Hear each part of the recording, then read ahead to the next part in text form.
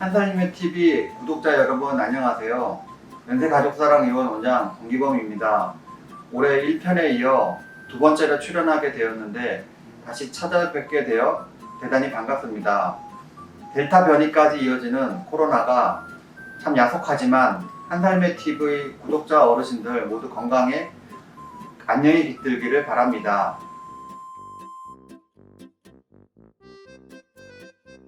밖에 나가기도 부담스러운데 덥기까지 했던 여름 정말 고생 많으셨습니다. 무더운 여름이 지나가고 있고 코로나로 인해 집에 계신 시간이 길어지는 요즘 어르신들께서 꼭 알아두셔야 할 식중독에 대해서 알아보겠습니다. 식중독은 무더운 여름철에 가장 많이 발생하긴 하지만 더위가 천천히 가시게 되면서 아무래도 음식물 관리에 있어 소홀해지기 쉽다 보니 가을철에도 식중독 발생률이 여름 다음으로 매우 높다고 합니다. 식중독은 오염된 음식물을 섭취한 다음 오심, 구토, 복통, 설사, 발열 등의 증상이 발생할 경우 의심할 수 있습니다. 보통은 식중독은 세균 번식, 독소가 포함되어 있는 음식을 섭취했을 때 발생하는 세균성 식중독, 화학적인 독성 물질이 들어있는 음식을 섭취했을 때 나타나는 화학 식중독, 식물성 또는 동물성의 자연독을 섭취하는 동식물 식중독 등으로 크게 나뉘게 됩니다. 세균성 식중독을 일으키는 균의 종류는 다양하지만 식품의약품안전처의 최근 10년간 식중독 원인균 순위 통계에 따르면 병원성 대장균, 노로바이러스, 살모넬라 순으로 나타났습니다. 식중독을 일으키는 점에서 무엇 하나 중요하지 않은 것이 없지만 발생 환자 수가 많은 위의 세 가지 균에 의한 식중독에 대해 알아보겠습니다. 1번 병원성 대장균입니다. 대장균 자체는 인간의 대장에 존재하는 상재균으로 대부분의 대장균은 인간에게 무해하지만 일부의 병원성 대장균은 이야기가 다릅니다. 가축, 애완동물, 자연환경에 널리 분포하고 있으며 우리가 자주 먹는 햄, 치즈, 소세지, 샐러드, 도시락, 두부 등 여러 종류의 식품이 식중독의 원인이 될 수 있습니다. 2번 노로바이러스입니다. 노로바이러스는 굴, 조개, 생선 같은 수산물을 익히지 않고 먹을 경우 집단 배식에서 조리자의 손이 오염되고 그 음식을 섭취한 경우, 구토물, 침 같은 분비물이 묻은 손으로 음식을 먹은 경우, 설사 증상을 보이는 유아의 기저귀를 만진 경우 등 주로 오염된 식품, 식수, 환자 접촉 등을 통해 발생합니다. 노로바이러스는 기존 식중독 바이러스들과는 달리 기온이 낮을수록 더 활발하게 움직이는 데다가 안타깝게도 아직까지 노로바이러스 백신이 없어 골치가 아픕니다. 3번 살모넬라 균에 의한 식중독입니다. 얼마 전에 뉴스에 보도된 식당의 집단 식중독도 살모넬라 균이 주요 원인이었습니다. 살모넬라 균은 동물에서 감염되는 경우가 대부분이며 주로 닭과 같은 가금류가 가장 흔한 감염원입니다. 계란과 같은 아래 껍질에 묻어있는 경우가 많고 저온 냉동 상태에서는 사멸되지 않습니다. 하지만 열에 취약하여 식품의 중심 온도가 75도 이상의 상태에서 1분 이상 충분히 가열하거나 끓이면 사멸됩니다. 이 외에도 포도상구균, 비브리오균, 여러 식중독 원인균이 있지만 대부분의 식중독균은 열에 약하기 때문에 음식을 잘 익히거나 데워 먹었을 때 그리고 조리도구와 위생을 잘 지켰을 때 발생률을 낮출 수 있다는 공통점을 가지고 있습니다. 식중독은 날 음식을 먹었을 때만 걸린다? 날 음식이 익힌 음식에 비해 식중독의 위험이 높은 건 사실입니다. 하지만 충분히 익힌 음식을 섭취했더라도 식중독 유발균이 오염되어 있는 손, 칼, 도마, 수저, 그릇 등을 통해서도 식중독은 발생할 수 있습니다. 이렇게 음식 자체의 균이 번식하지 않아도 발생할 수 있는 만큼 깨끗한 손 씻기와 더불어 조리기구 및 식기의 위생을 잘 챙겨야 합니다.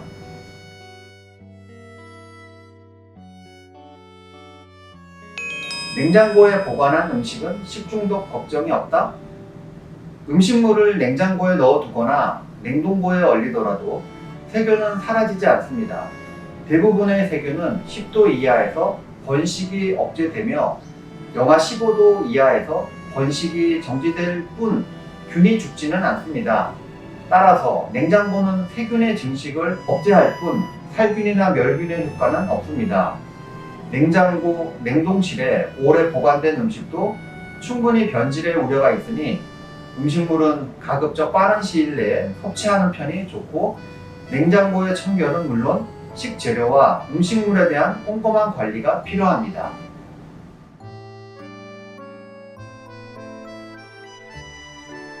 채소는 생으로 먹어도 식중독에 걸리지 않는다? 많은 사람들이 생선회와 같은 어패류가 식중독에 가장 위험하다고 생각하지만 식품의약품안전처의 보도 자료에 따르면 최근 5년간 병원성 대장균을 발생시킨 식품 1위는 채소류가 차지했습니다. 두 번째로는 도시락을 포함한 복합 조리식품이 있고, 육류가 3위, 어패류가 4위를 차지했습니다. 채소류는 세척 과정에서 미세한 흠집이 생겨 세척 전보다 식중독균이 서식하기가 좋습니다.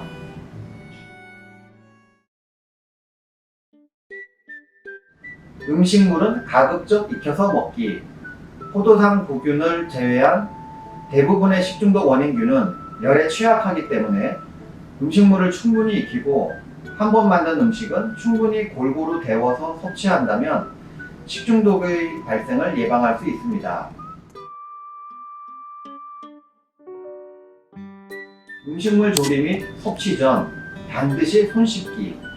음식물 자체에 문제가 없더라도 손이나 조리 도구에 의해 식중독이 발생할 수 있습니다. 따라서 음식을 하기 전, 중, 후, 식사 전, 화장실 다녀온 후에는 반드시 손을 깨끗이 씻어야 식중독을 예방할 수 있습니다.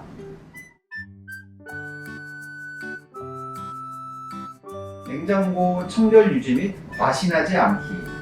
냉장고는 균의 활동을 멈추거나 느리게 만드는 것뿐일 뿐 균을 죽이거나 없앨 수 없습니다. 차가운 온도에서 더 활발해지는 균도 있습니다.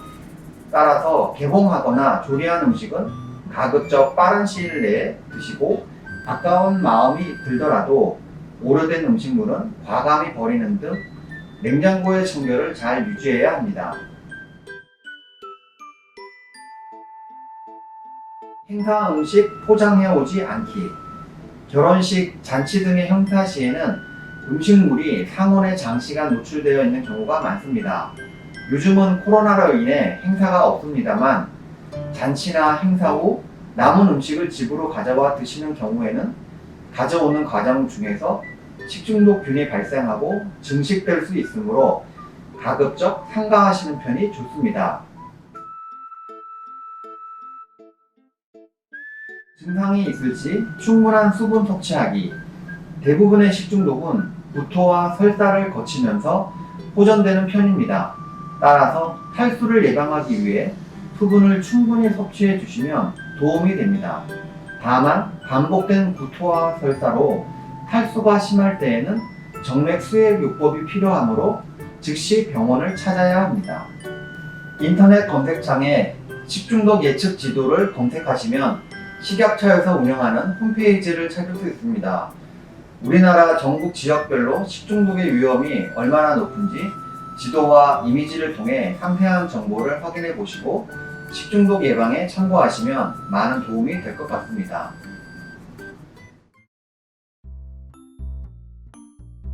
식중독은 날것 음식을 먹었을 때만 걸린다?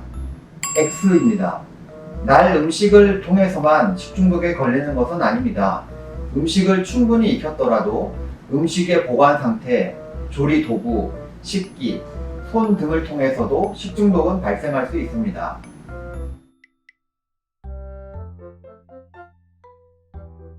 생채소는 식중독을 유발하지 않는다. X입니다. 식중독은 재료를 가리지 않습니다. 신선한 생채소더라도 흐르는 물에 꼼꼼히 세척해서 드셔야 합니다. 병원성 대장균의 경우 고기, 어패류보다 채소로 인한 식중독 발생이 더욱 높게 나타납니다. 한번 녹인 냉동식 재료를 다시 얼려도 괜찮다? X입니다. 냉동과 해동을 되풀이하는 것은 식중독에 걸리는 지름길과 같습니다. 또한 실온에서 냉동식 재료를 해동하는 것 또한 식중독균을 증가시킬 수 있기 때문에 위험합니다.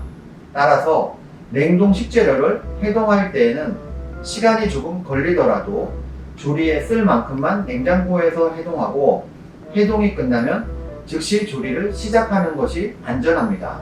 혹시라도 틀리신 분들은 영상을 다시 한번 보시면서 식중독에 대해서 한 번 더 꼼꼼히 알아보시면 좋을 것 같습니다.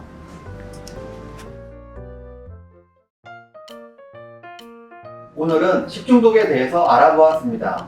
날이 선선해지면서 식생활 위생에 대한 주의가 낮아질 수 있을 만큼 철저한 위생관리를 통해 식중독과 코로나까지 예방하는 일석이조 꿀팁이 되었으면 좋겠습니다. 다음에도 어르신들의 건강을 위한 꿀같은 정보로 찾아뵙겠습니다. 혹시 궁금하시거나 알고 싶은 건강정보가 있으시면 댓글로 남겨주세요. 지금까지 연세가족사랑의원 권기범이었습니다. 안녕히 계세요.